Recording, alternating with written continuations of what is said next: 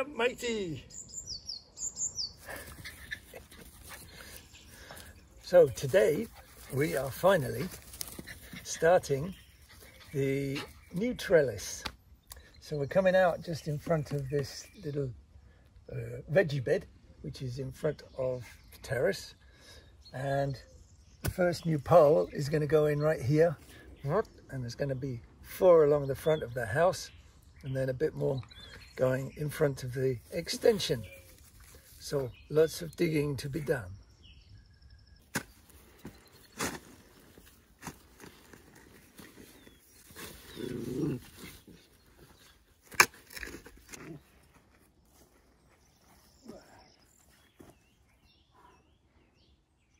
So the idea is we're going to be putting these posts as close to this bit of wall as possible, and they're all going to be higher than we need them. We just need to get them about vertical, and then we'll make a horizontal and then trim them off so that they're all the same height. Otherwise it's really tricky to get them the same height.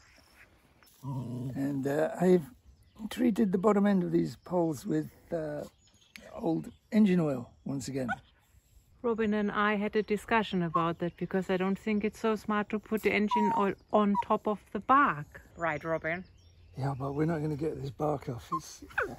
It's kind of secondary bark. The loose bark is off, you see. Then this is a kind of secondary covering. It's quite strange. So even if this is only for 2-3 years, it's good enough. It should be all right, because this stuff, this original trellis, I threw up very quickly, didn't treat the wood in any way at all. It was only expected to last a very short time, but these have been up basically 4 years, and they're still kind of sound. They're pretty much solid still, so it does last quite well, even just like that.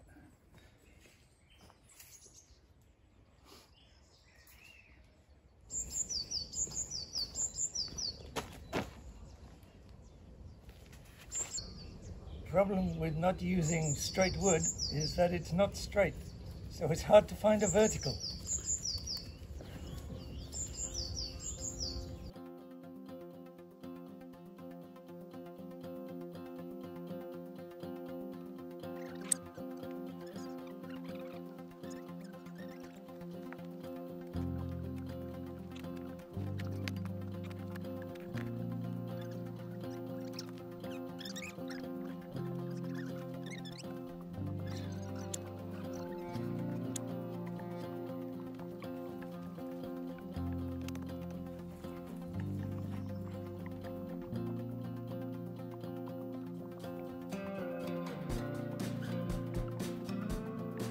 It wasn't a bad job. As I say, it lasted much longer than I thought, but yeah, time to replace.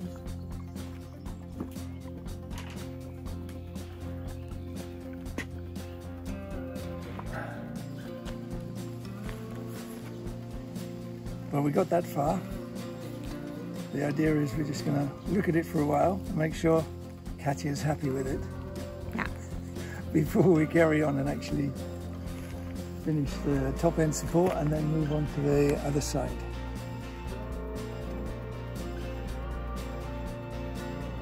It could be prettier, of course, or more long lasting, but at least like this it's for free.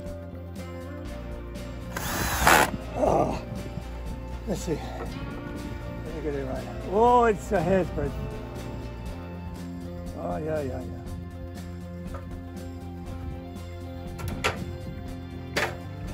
What a difference in shade.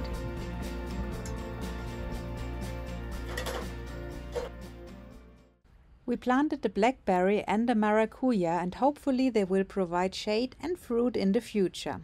Not so much yet though.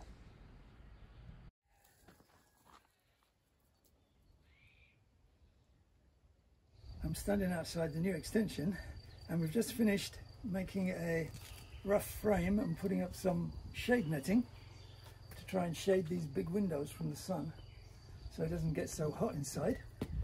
And I think it's fairly successful, really. Just one big post here and some smaller wood going that way, and then the shade netting attached as you see. And yeah, it's pretty cool. We're going to plant this down here, and then hopefully in the end it's going to grow up and make proper shade. This will probably not be the finished article. We'll see how this goes, but I think ideally we would do a bit more of a substantial framework in metal eventually, but this is maybe okay for this summer. Sun, shade. We already had this bamboo stuff, so we've used it and it looks very nice. We like the effect, we like the look, but we don't have enough. So we've had to complete with this shade netting, which is also good but not very pretty. So we're looking for a donation of more of this stuff. So if you're in our area and you have to have a bamboo plantation, give us bamboo so we can finish. It's not really bamboo, it's this... Well, it's fake bamboo. So today mostly I'm playing at being the Grim Reaper with my scythe. Now, some of you may just think, oh, old school, why is he not using a strimmer? Well, I prefer to think of it as efficiency, because actually all I'm trying to do today is, if you look around here, we've got lots of this very tall grass growing up. So what I'm trying to do is just knock that tall grass down. And this is actually a far more efficient tool than a petrol strimmer for doing that. Why? Why? Because it's got a longer reach. With a petrol strimmer, you tend to be hitting everything. I can just control this a lot better. And it's actually a lot quicker to do a bigger area with this. Yeah, it's tiring, but you know, it's very efficient. You bring the blade across flat, but then you have to take it back flat as well. It's very tempting to scoop it up and down, but you must keep it nice and flat.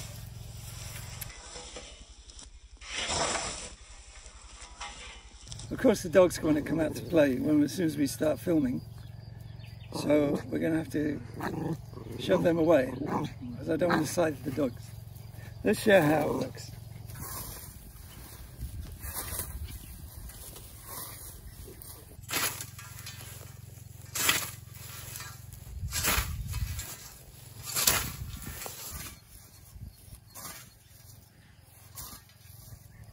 You do have to keep the blade sharp, so every few minutes just need to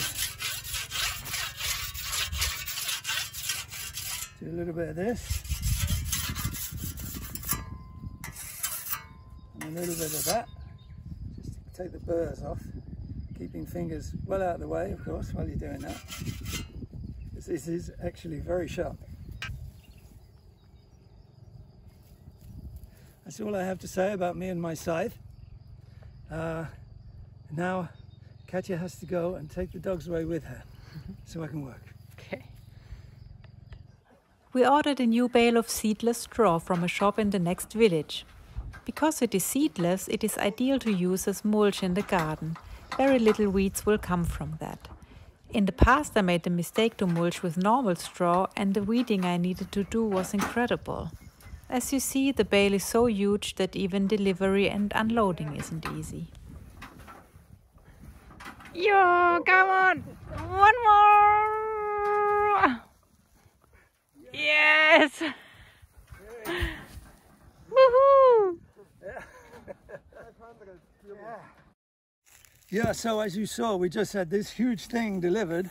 It's about 500 kilos of seedless straw. Shockingly, the guy said it's basically doubled in price since last year. We didn't have one last year. We had one, I think, 3 years ago. This is huge for us. We use it for mulching, protecting the veggie beds so they don't dry out so much. It'll also be bedding for the sheep if they want it. And it's just straw, but the sheep kind of munch on it for no apparent reason. They just seem to munch it. Anyway, that'll keep us going for a couple of years. Since we are here, we tried to turn this dry slope into a meadow of wildflowers. But even after many seed bags and watering, nothing wanted to grow there. Last year, though, we built this fence out of tree cuttings, and look what is happening now. Flowers start to grow. The fence seems to break the wind and trap a bit more moisture. This is learning by doing and watching nature.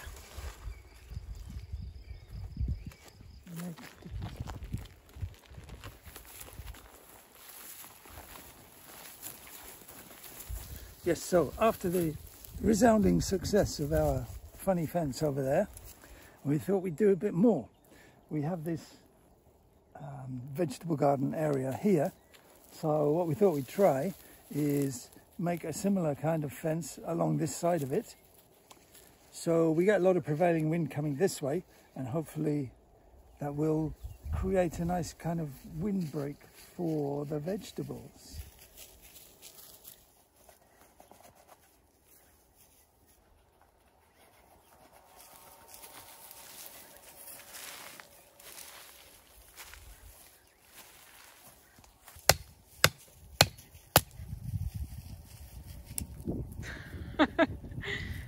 Better the stick than your head. Really, Robin, I don't like it you do it with your axe. I don't mind, it's okay. What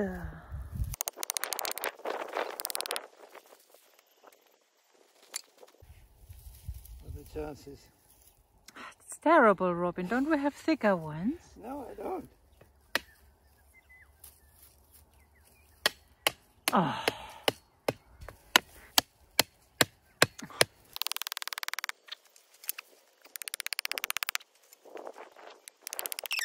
Of course, doing this here will make it much more difficult to harvest the olives from these trees, but that's okay. We're not mad about harvesting olives. We don't have to get everyone. It just means some olives fall into this little fancy thing, so it's all right. In Germany, we call the beautiful evening light the blue hour. But here in Portugal, I call it the golden hour because of all the glistering grass. And everybody comes out for a walk to enjoy it together.